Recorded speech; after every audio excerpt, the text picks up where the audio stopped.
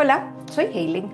Hoy vamos a hablar de los factores que afectan el proceso de disolución para que podamos determinar si se forma o no una disolución.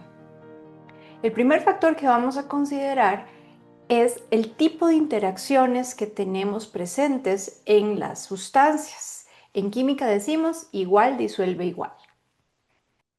Esto quiere decir que sustancias no polares van a disolverse en disolventes no polares.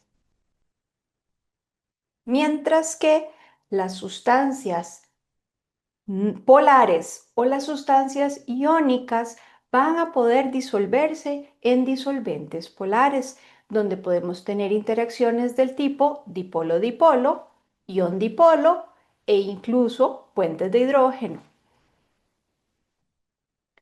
Cuando ocurre un proceso de disolución, es importante considerar las interacciones entre el soluto, las interacciones entre el disolvente y las interacciones que van a ocurrir entre las partículas del soluto y del disolvente.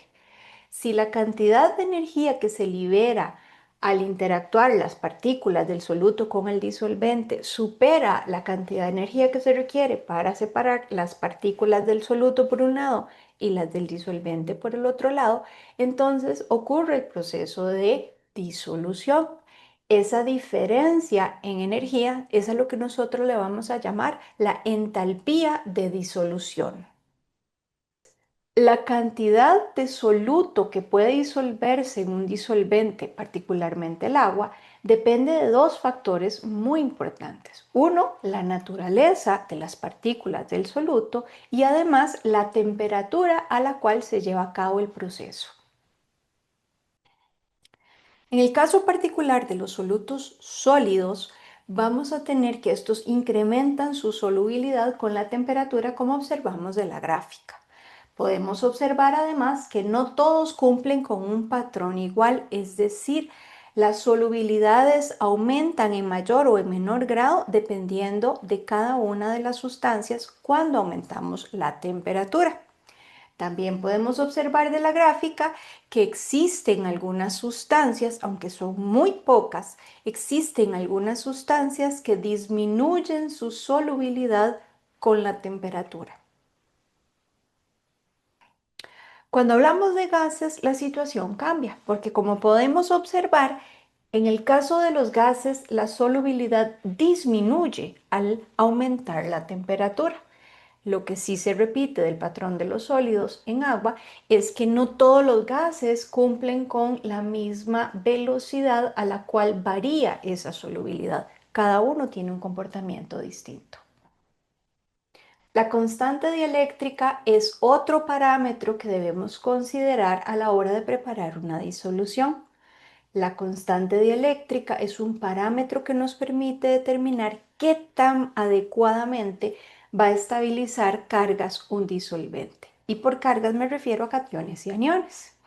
Un disolvente con una constante dieléctrica elevada será más adecuado estabilizando cationes y aniones en disolución que un disolvente con una constante dieléctrica menor.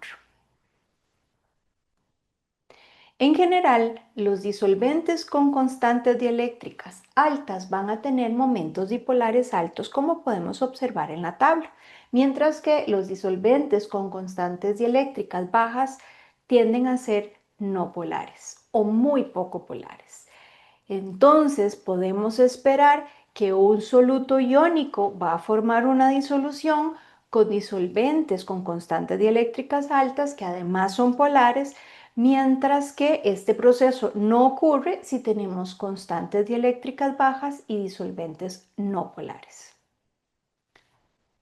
La presión es otro de los factores que afecta la solubilidad, pero exclusivamente cuando hablamos de solutos gaseosos.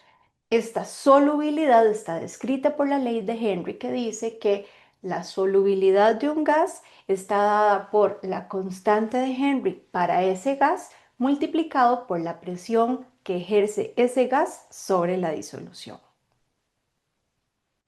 Aplicar esta ley es realmente muy sencillo. Lo único que necesitamos es tener la información. Si, por ejemplo, quisiéramos calcular la solubilidad del oxígeno, entonces necesitamos el valor de la constante de Henry.